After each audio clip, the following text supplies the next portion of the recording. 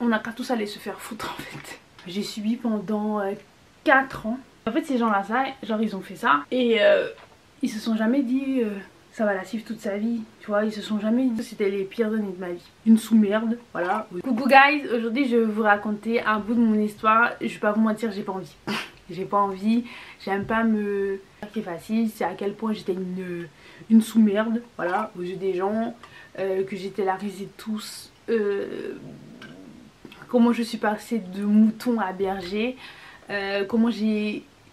Parce que souvent vous me dites j'ai de l'aura, j'ai une éloquence, j'ai une présence, comment je fais pour illuminer une pièce, illuminer une conversation, illuminer un espace-temps. Et en fait c'est parce que j'étais rien. Je vais pas vous mentir, j'étais rien à une époque et ça m'a fait beaucoup de mal, ça m'a fait beaucoup souffrir. Et donc aujourd'hui j'essaie de vous donner quelques tips, je vous raconte un peu mon histoire. J'espère que ça vous plaira parce que moi ça me plaît pas spécialement de vous la partager, je vais pas vous mentir. Mais je pense que c'est important, voilà. Donc aujourd'hui je me suis pris un petit coca citron parce que j'aurais besoin de rester hydratée. Dites-vous que le mood aujourd'hui c'est je le fais parce qu'il le faut. J'ai voulu un peu changer donc je vais faire un petit chit chat make-up. C'est très rare sur ma chaîne. Je fais le make-up pour me sentir belle, pour avoir des choses à faire en racontant parce que je pense que ce sera beaucoup plus...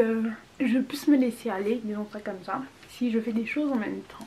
Aujourd'hui le thème de ma vidéo c'est la confiance en soi et en fait je voulais absolument vous donner mon expérience, vous dire dans quel mood j'étais quand j'ai commencé à penser à ce sujet parce que je n'ai pas pensé à ça toute ma vie et malheureusement je dois raconter mon histoire. Je suis pas très à l'aise avec cette idée, je suis pas très à l'aise avec l'idée de parler de moi, mais je pense qu'un jour ou l'autre il faudra. Donc why not aujourd'hui en fait. Je crois qu'il y a une tache là, je savais même pas. Donc bon, let's go en fait. Donc en fait il faut savoir que j'étais garçon manqué quand j'étais petite. Très petite, je suis sûre que ma mère elle se rappelle même pas. Mais quand j'étais en primaire j'étais un peu garçon manqué. J'étais pas efféminée, je courais, je faisais des courses de vitesse, j'étais pas au rang des filles. Voilà. Et donc je suis passée au collège. Et quand je suis passée au collège en fait il faut savoir que j'étais dans une classe d'excellence parce que j'ai des aptitudes, on va dire ça comme ça. J'ai pas envie de rentrer un peu plus dans le sujet, mais j'ai des aptitudes donc je suis passée dans une classe d'excellence. Et en fait dans cette classe on était ensemble de la 6e à la 3e. Et je pense que c'était les pires années de ma vie. Donc en fait moi je suis née en Guadeloupe, j'ai fait toute ma vie en Guadeloupe. Donc voilà, c'est un contexte caribéen, c'est un contexte de personnes noires, c'est un contexte d'enfants afro-descendants avec un peu des courants américains. Donc mon ressenti, mon histoire sera peut-être proche de certaines personnes de ma communauté, mais peut-être que vous n'allez pas le ressentir si vous êtes des enfants de France, disons ça comme ça. Donc à notre époque on savait pas que dans les films, dans les clips, les films étaient tout ce qui était biopolymère, donc en gros du plastique dans les fesses ou des choses comme ça. On n'était pas au courant. Pour nous les gens étaient naturellement faits comme ça et moi je l'étais pas, voilà, on va se dire tout simplement. Et en fait j'étais pas ce qu'on pourrait catégoriser comme une vraie fille, j'étais pas très féminine.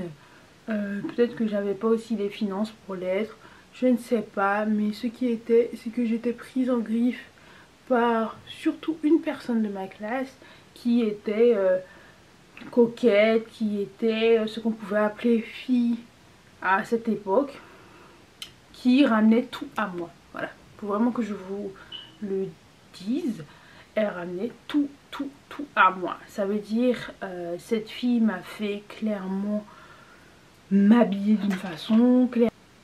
En fait je suivais tout ce qu'elle disait pour avoir la paix. Je vais pas vous mentir, pour avoir la paix. Elle disait qu'une fille devait mettre enfin je sais même pas si on avait le droit de mettre des jupes, mais dis-toi, je sais pas si elle disait qu'une fille c'était plus coquette en pantalon gris clair parce qu'on voyait plus tes formes, mais je mettais des pantalons gris clair, sauf qu'à la fin j'avais pas de forme moi. Donc après c'était t'es maigre comme une planche, quand tu vas quand il souffle fort parce qu'on a la période des cyclones, tu vas t'envoler, t'es pas une vraie fille. J'ai eu des humiliations en classe, les professeurs ne disaient absolument rien ou peut-être n'avaient pas entendu. Je veux pas accabler les gens en fait, voilà. Donc quand je dis ça, c'est du style en cours d'SVT, un garçon se lève et dit, ça j'étais en quatrième, donc oui, vous êtes en train de dire qu'une femme, elle a des hanches plus larges, elle a de la poitrine et tout, mais vous êtes en train de dire que ça c'est une femme? Parce que moi quand je la regarde, je vois rien de féminin. Vous voyez, en plein cours d'SVT. Donc voilà, j'avais on pouvait rigoler d'un truc et après on lançait un sujet sur moi du jour au lendemain. Enfin, on sait pas pourquoi, c'était juste pour amuser la galerie. Et en fait j'ai très mal vécu cette période. Enfin c'était du style je suis en cours, je suis, genre le verbe suivre, en cours, c'est parce que je suis une suceur des professeurs, tout le monde veut sécher donc je dois sécher parce qu'en fait s'il y a personne qui se présente, les gens pensaient qu'un professeur pouvait pas te mettre absent. En fait c'est abandon de cours, il n'y a pas cours. Bref, c'était ça leur mentalité. Donc je devais sécher avec eux. Voilà quoi. Je devais sécher avec eux. Genre, ils m'ont pourri la vie. Voilà, ils m'ont pourri la vie. J'avais un copain à cette époque qui n'était pas spécialement fier de mon apparence. C'était un peu caché. Et ils ont réussi à savoir. Au début j'étais folle, donc tout le monde rigolait parce que j'étais folle et que personne ne pouvait s'intéresser à moi. Sauf qu'une fois ce garçon était sur la même place et en fait ils ont vu qu'on se regardait intensément en mode genre, on se connaît mais on veut pas montrer. Donc ils m'ont dit ouais c'est lui ton gars. Et en fait vu que c'était des meufs qui étaient à fond sur lui, moi j'ai voulu me la péter, donc j'ai dit oui. Et après ils m'ont dit la fameuse phrase: mais t'as ni sang ni fesse, qu'est-ce qu'il faut avec toi?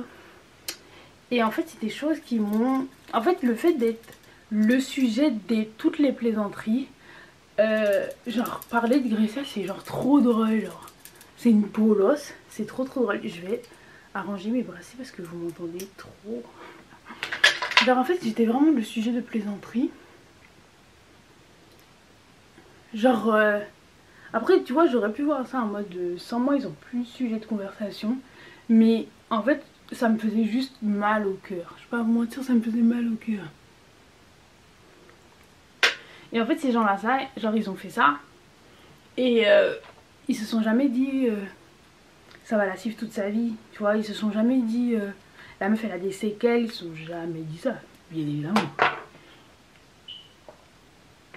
Et en fait vous savez j'étais tellement mal.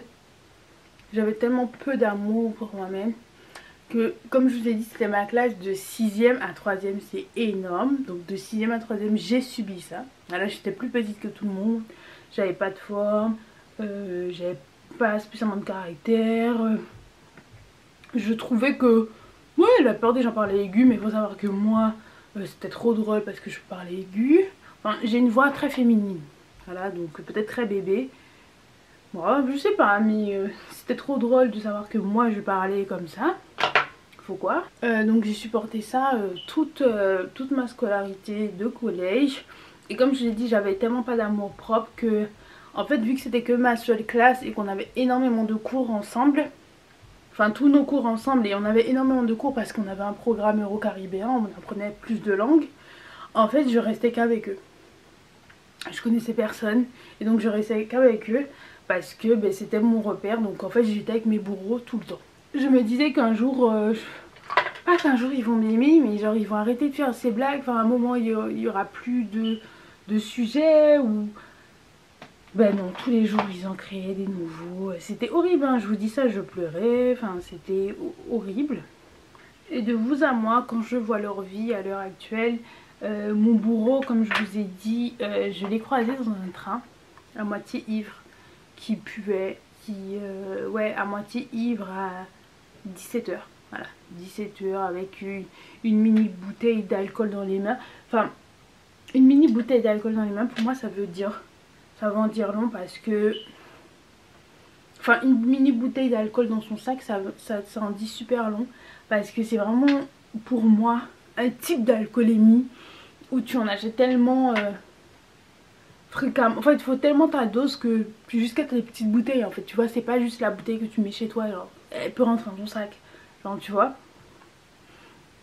Et ouais, honnêtement, de cette classe-là, je pense que c'est moi qui... J'ai pas envie de dire la meilleure vie, ça se fait pas de dire ça, mais en tout cas, j'ai pris ma revanche sur la vie. J'ai pris ma revanche sur eux. Et en fait, je vais vous expliquer comment je suis passée de mouton à brebis. Donc en fait, j'ai mangé donc de 6e, 5e, 4e, 3e. Donc j'ai mangé 4 ans de souffrance. Faut savoir que moi, des fois quand ma mère elle regarde ma vie, elle se dit Greta, tu te rends pas compte tout ce que tu as vécu, tout ce que tu as subi. Et je vous jure qu'un jour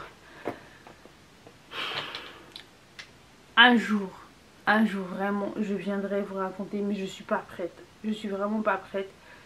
Quand je vous dis que tous les sujets tournaient autour de moi pour me ridiculiser, tous les sujets, il n'y en a pas un. Ma couleur de peau, on m'a dit que oui, les filles plus claires étaient mieux une semaine.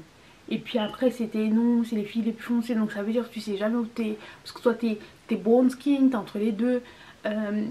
Je me coiffe avec mes cheveux, c'est pas la mode de se coiffer avec ses cheveux. Mets des rajouts, des gens qui mettaient des rajouts toute la journée, toute l'année. Oh, quand t'as mis des rajouts, ça te sort la fameuse phrase, tes cheveux ils ont poussé dans la nuit. Pourtant t'as des tissages toute la journée, personne te fait chier, enfin, toute l'année. Bref, en fait j'étais vraiment la bête de foire, j'avais des taches, on m'appelait pain en raisin, enfin j'étais la bête de foire. Voilà, j'étais la bête de foire, vous allez me dire est-ce que j'ai en parlé. Ah, est-ce que est-ce que j'en ai en parlé? Est-ce que j'ai parlé de ça à mes parents? En fait il faut savoir que moi j'ai toujours eu l'impression que mes parents ils avaient mieux à faire. Je dis pas que c'est leur faute, je dis pas que c'est ma faute, je dis que en règle générale j'ai toujours pensé qu'ils avaient mieux à faire, qu'ils avaient d'autres problèmes dans la vie que des petits problèmes de jeunes. J'ai toujours trouvé ça, même si j'avais une souffrance énorme, j'ai toujours trouvé ça très puéril et que ça valait pas le coup. J'étais au bord de la dépression, vraiment, mais je savais qu'il y avait une porte de sortie qui était l'école, avoir des bons résultats et donc changer de groupe, enfin de classe. Tôt ou tard je changerais de classe, même s'ils mettraient dans ma classe 6 personnes de cette classe, ben il y en aurait eu 20 autres, tu vois. Donc je me suis quand même rendu compte qu'il y avait un petit problème et que même si ok ils étaient à fond sur moi, pourquoi j'avais autant de mal, pourquoi ça me faisait autant souffrir, je me suis rendu compte que j'avais aussi un problème. Et en fait, de 3e à seconde, je me suis dit, je rentre dans un nouvel établissement, je ne vais plus subir. Personne ne me connaît, pourtant les gens se connaissent, on est 200 000, c'est 1000, mais j'étais là en mode, je ne connais personne, personne ne me connaît, je ne suis plus la même.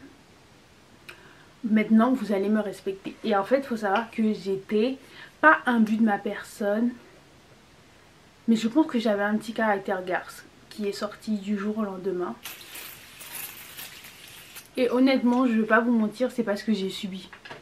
J'ai subi pendant 4 ans. Et pourtant j'étais adorable, j'étais un enfant vraiment adorable. J'ai tellement subi que je me suis dit plus jamais.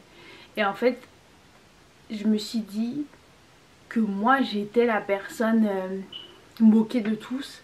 Je ne serais pas le moqueur parce que j'ai toujours eu la froid, parce que j'ai toujours voulu être bon, mais tu me tapes ton stacle.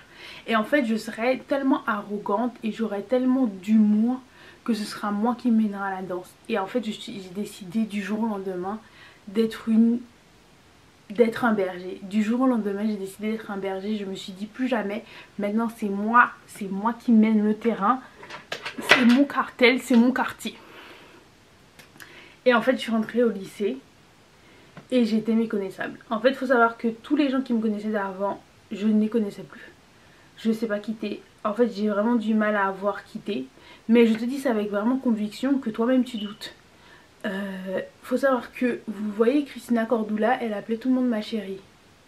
Et ben moi j'appelais tout le monde sexy. En fait je ne mettais plus de valeur à l'être humain. Je vais pas vous mentir, je ne mettrais plus de valeur à l'être humain. Pour moi tout le monde c'était des sexy. Voilà. Je ne connaissais le nom de personne. Voilà. Je connaissais les noms de personne. Tout le monde, j'appelais tout le monde sexy. Les gens ils trouvaient ça plus ou moins cool quoi, tu vois. Genre ouais, ils pensaient qu'il y avait une familiarité entre nous. Mais en fait c'est juste que je me rappelais plus de ton nom parce que pour moi t'étais une sous-merde. Comment on m'a traité, je voyais tout le monde comme des sous-merdes.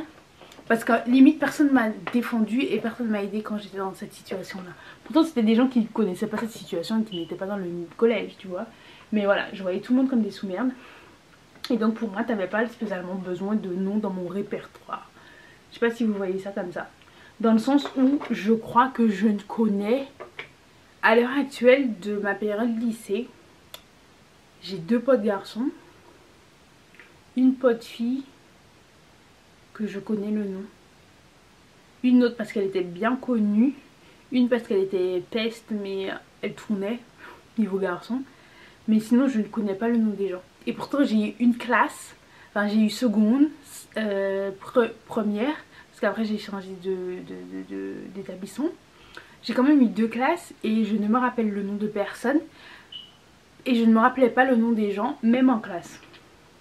Même en classe, quand j'avais un exposé, quand j'avais un devoir avec des gens, je lui disais tu t'appelles comment encore?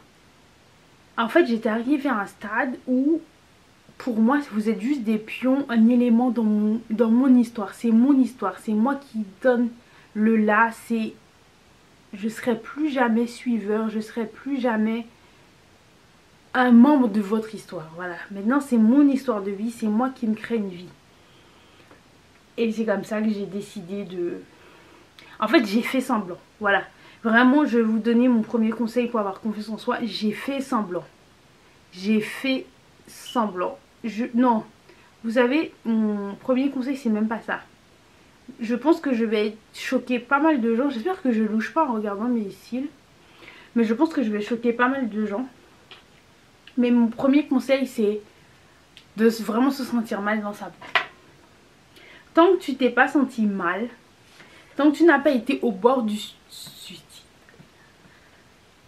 je sais pas si mes conseils pourront t'aider. Je sais pas si tu vas changer radicalement de personne.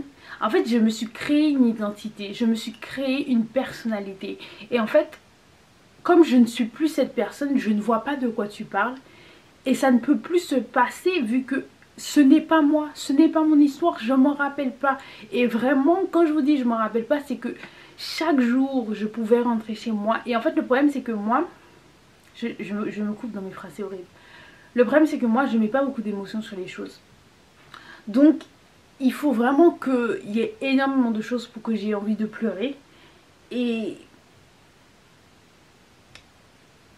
je pense que la souffrance était tellement grande quand j'étais petite que maintenant je peux pas dire que je peux tout surmonter, mais presque.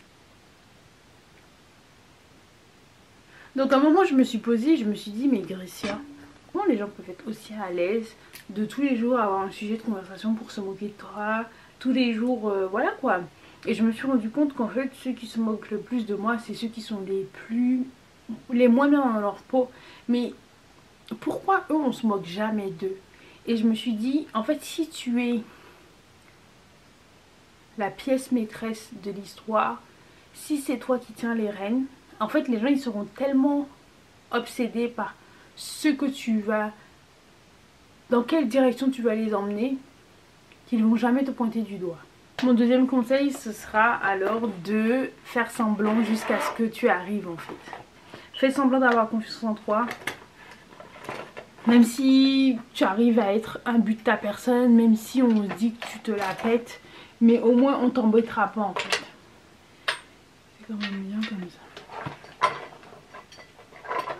Ouais, en fait si tu pointes une direction, si tu pointes un sujet, les gens ils verront que ce que tu leur montres en fait. Si tu leur montres que tu as confiance en toi et en gros il y a quoi, ils te laisseront tomber.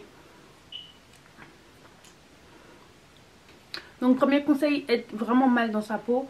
Deuxième conseil, faire semblant.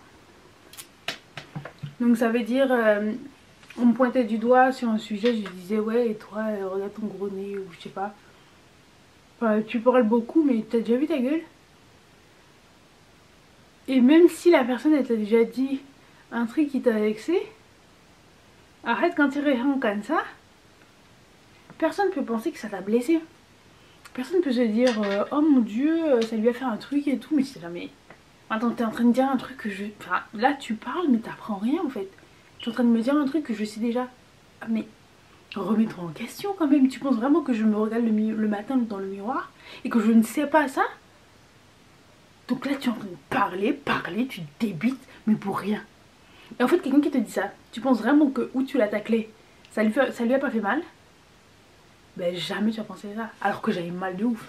Vous avez mon maquillage ou pas? Moi j'aime beaucoup. Je trouve que j'ai vraiment fait un beau maquillage. Donc là je vais mettre un peu de blush orange. Voilà, que devant. Et on a fini.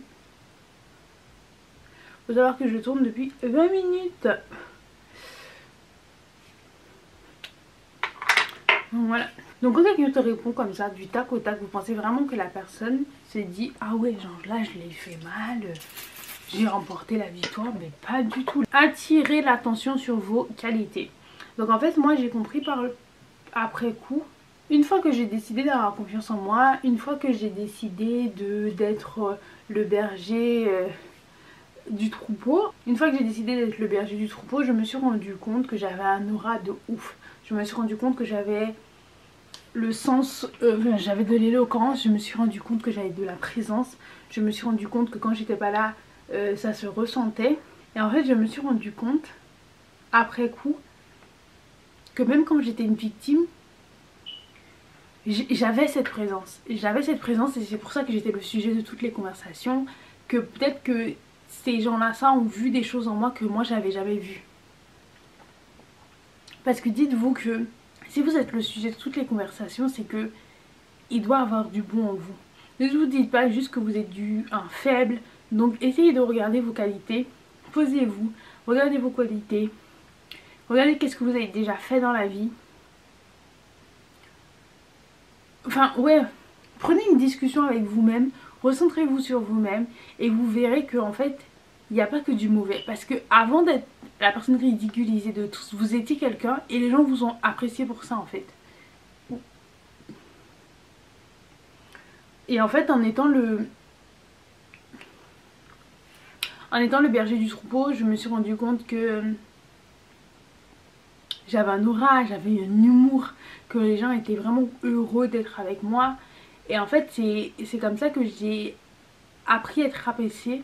Et aussi c'est comme ça que j'ai appris à être détestée à ma juste valeur. Je vais pas vous mentir. Parce qu'en fait j'ai été très arrogante et j'ai peut-être été même méchante à certains moments. Pourquoi? Parce qu'en fait j'avais tellement encaissé, j'avais tellement... Je n'ai jamais...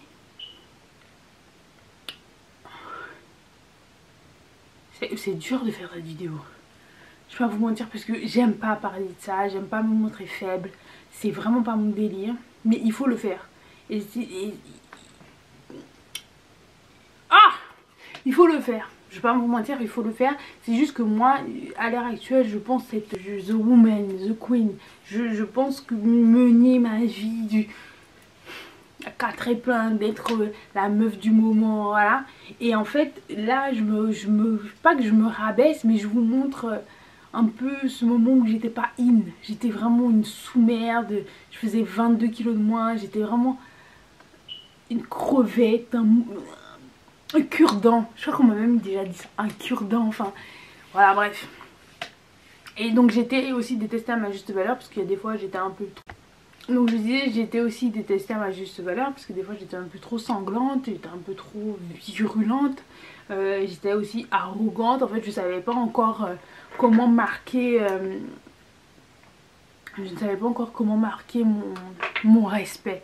Voilà, je veux que tu me donnes du respect, tu m'en donnes pas, je dégage, tu dégages. On n'a qu'à tous aller se faire foutre en fait. J'avais pas encore ce côté là et donc des fois j'étais arrogante pour rien et voilà quoi. Mais ouais, posez-vous, regardez vos qualités, regardez vos défauts, essayez de les bosser. Comme ça augmente votre confiance en vous. Aussi, essayez d'avoir un entourage de qualité. Donc moi, je marchais énormément seule. Pour moi, personne comptait. Je vais pas vous mentir, pour moi, personne comptait. Parce que comme je vous ai dit, pour moi, ils étaient juste des pions dans mon histoire. Pour moi, c'était vraiment pas ça ma vie d'ailleurs, en plus. Donc en fait, je les voyais comme... j'avais pas besoin de leur dire non. Genre, c'était vraiment pas méchant. Genre, il y a plein de gens, ils vont même pas s'en rendre compte que ça fait 2-3 ans que je connais leur nom. Je connaissais pas vos noms. Genre, pas que vous étiez rien, mais avec tout ce que j'avais déjà vécu avant, pour moi vous étiez rien. Il y avait que moi autour et des figurants dans mon histoire. Et en fait, c'est ce que je me suis dit. Je me suis créé une personnalité, je me suis créé une carapace. Et en fait, vous savez, visuellement et physiquement, je n'avais rien changé de ma période collège. Il faut que vous le sachiez. Je n'avais rien changé de ma période collège. C'est juste que mon mental, je me disais maintenant je suis the girl. Voilà, maintenant en fait je suis grave une meuf, donc en fait de quoi tu me parles? Genre j'étais vraiment très arrogante. Après c'est vrai que, pas que je traînais avec des gens in. En fait comme tout le monde était des sous-merdes à mes yeux et que tout le monde était sexy, voilà, faut que vous le sachiez. T'étais le gars famous ou pas, moi je te parle. C'est en mode t'as pas vu que tu m'as dépassé?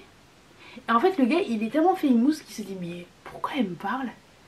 En fait, comme tu oses lui dire ça, il va dire ah oui, désolé, excuse-moi et tout.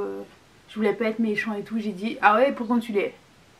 Après, il dit mais non, t'inquiète pas, prends pas ça comme ça. Mais comment tu t'appelles au fait? Et en fait, juste que le gars fait une mousse, il parle.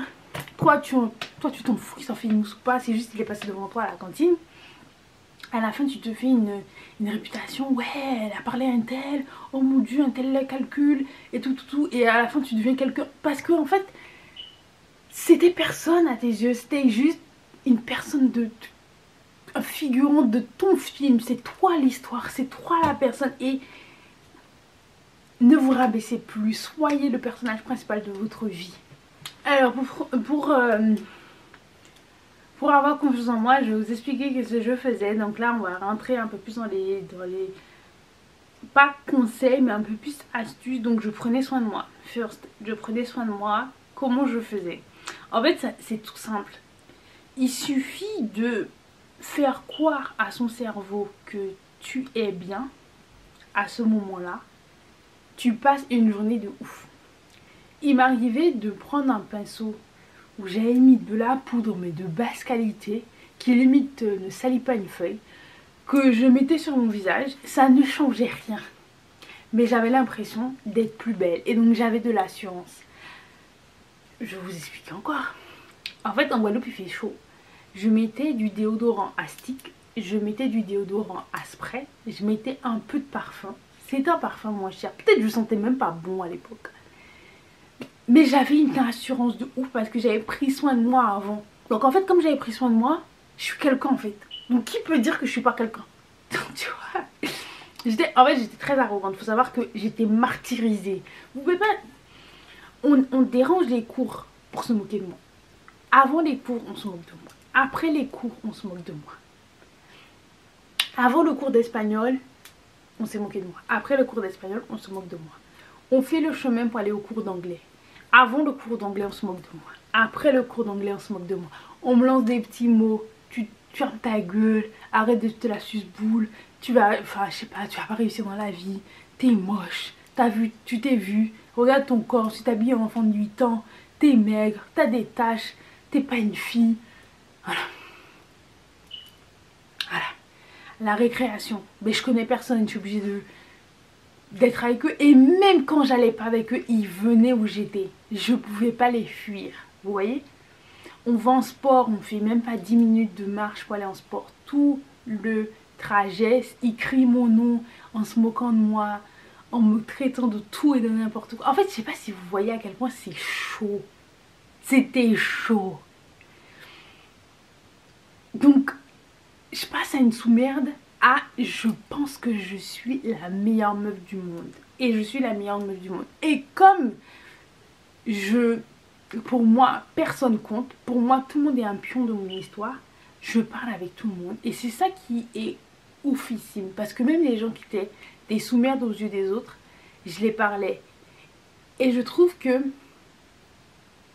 j'ai été la plus gentille comme un peu la plus arrogante. Pendant cette période de toute ma vie, j'étais la plus gentille et la plus arrogante en même temps. C'est ce qui est le plus drôle. Donc je prenais soin de moi, je faisais tous les masques qui existaient.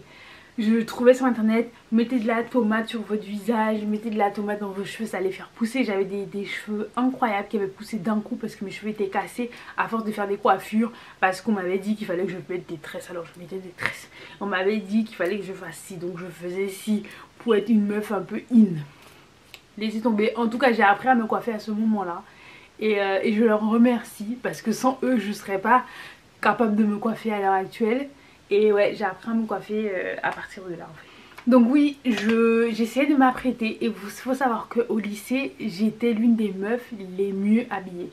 En fait, en Guadeloupe, c'est super facile d'avoir le même vêtement que tout le monde. Donc j'étais l'une des premières meufs à acheter chez Bershka. Parce que H&M et Zara ne livraient pas en Guadeloupe, mais Bershka livrait en Guadeloupe à partir de 39 €.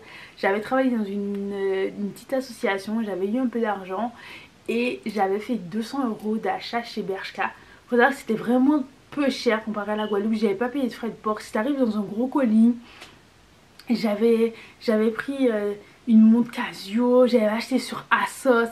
Enfin, je vous parle d'un truc, c'était en 2014-2015, il y avait personne qui connaissait ça en Guadeloupe. Et en fait, dites-vous que ma mère n'a jamais aussi peu touché de salaire qu'à cette époque-là. Et les gens m'appelaient gosse de riche.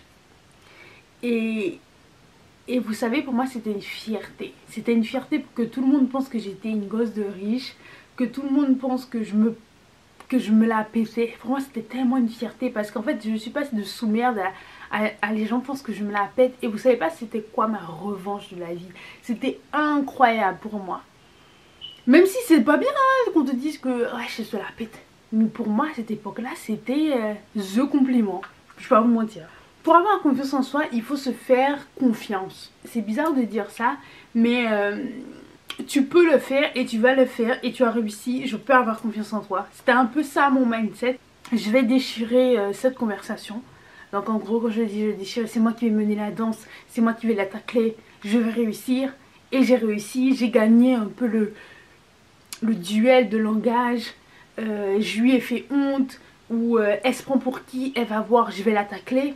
J'ai réussi à la tacler. J'ai réussi à avoir une bonne note à tel examen alors qu'on ne pensait pas que j'allais réussir. Après j'avais pas trop de problèmes scolaires, je peux pas vous mentir à cette époque là. Je vais réussir à montrer que je suis in malgré que j'ai pas spécialement d'argent. Et en fait toutes ces petites victoires de la vie ont fait que j'ai confiance en moi. Je vais réussir à prendre ma revanche parce qu'il faut savoir que mes bourreaux ils étaient dans mon lycée. Mais c'est juste ils se sont dit mais ouais, il s'est passé quoi entre juillet et août?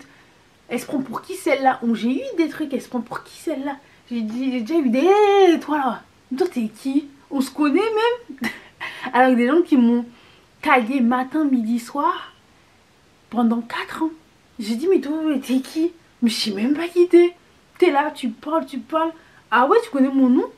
Mais moi je vois pas qui t'es. Non, tu sais quoi? On arrête la conversation, merci, au revoir, bonne journée. Tu vois, et quand quelqu'un te dit ça, qu'est-ce que tu peux répondre? Tu peux dire, hé, hey, c'est moi qui te... Tu dis rien, tu la fermes. Et en fait, c'était des petites victoires comme ça sur la vie où je me disais, ouais, je t'adette, chacal. T'adette. Donc évitez de vous comparer aux autres pour avoir confiance en soi. En fait, comme moi je vous ai dit, ils étaient juste un pion dans mon histoire. Donc je peux pas me comparer à des pions. Je connaissais même pas leur prénom. Genre, je pouvais faire des discussions avec eux, j'étais super sympa avec eux, hein. 5-10 minutes, peut-être en attendant la cantine, en allant en sport. Parce que par exemple là, au lycée, j'étais pas dans la même classe. Au lycée, au groupe de sport, on est mélangés. Donc j'arrive à me faire des amis. Les gens commencent à avoir des qualités autres que mon apparence. Parce que comme mon apparence est pour eux banale, je ne suis plus la risée. Ils arrivent à voir par exemple mon humour ou...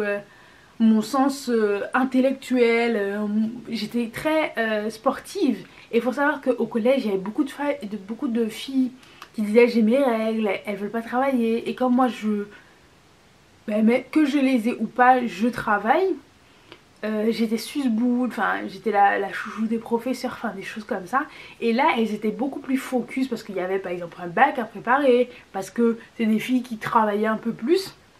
En fait, elles voyaient pas que j'étais susboule ou que J'étais la risée, elle voyait, ah, elle est super rigolote, elle est super sportive, avec elle on peut faire un groupe de travail. Et donc voilà, j'ai augmenté ma confiance en moi. Je me suis concentrée sur moi. À un moment, j'ai voulu aussi abandonner l'arrogance. C'était très difficile pour moi d'abandonner ça parce que j'avais peur de redevenir qui j'étais, la risée de tous. Donc je me suis concentrée sur moi, mais un peu plus tard, quand je suis arrivée en France, je me suis concentrée, j'ai abandonné l'arrogance parce que je voyais, désolé, tous les enfants d'ici arrogants et ça me donnait vraiment pas envie. Je voulais être plus calme. Quand je suis arrivée ici, j'ai voulu être beaucoup plus calme. J'ai pas voulu être trop excitée. Donc j'étais beaucoup plus respectueuse, je me laissais pas faire. Par contre, j'avais eu... En fait, toute mon arrogance, elle est venue plus dans le respect. Et j'étais plus ferme, debout. On marchait pas dessus, mais j'étais beaucoup moins arrogante. Je sais pas si vous voyez. Donc je me suis vraiment concentrée sur moi. Mes points, mes qualités, mes défauts. Augmenter les qualités, diminuer les défauts. Et je suis passée à l'action. Voilà, je pense que c'est beaucoup... Enfin, c'est super important de se dire, ok, ça va pas, ça va pas, ça va pas. Je veux pas ça dans ma vie, je change. Voilà. Je pense que c'est une question de volonté. Et c'est pour ça que je vous ai dit, soyez mal. Désolée, hein, mais si t'as souffert, t'as trimé comme moi j'ai trimé, tu ne peux être que... Il peut y avoir que des grands changements. Parce que j'étais vraiment dans une période... J'ai déjà eu des périodes beaucoup... Enfin, autre période sombre de ma vie. Et ma mère, elle m'a dit, à ce moment-là, j'ai cru que j'allais te perdre. Et je lui ai dit, non. Honnêtement, c'est à ce moment-là que je vous raconte que j'aurais pu ne plus être dans ce monde. À ce moment-là. Et je l'ai tellement bien géré que ma mère, elle était pas au courant. Voilà. Et je pense qu'il y a beaucoup de choses qu'elle apprendra dans cette vidéo-là. Parce qu'elle regarde mes vidéos. Mais ouais, elle était vraiment pas au courant de à quel point ça allait pas. Ça allait pas. J'espère que cette vidéo vous a plu. Comme ça, vous pourrez liker, partager, vous abonner. Bisous, bye bye et bonsoir chez vous.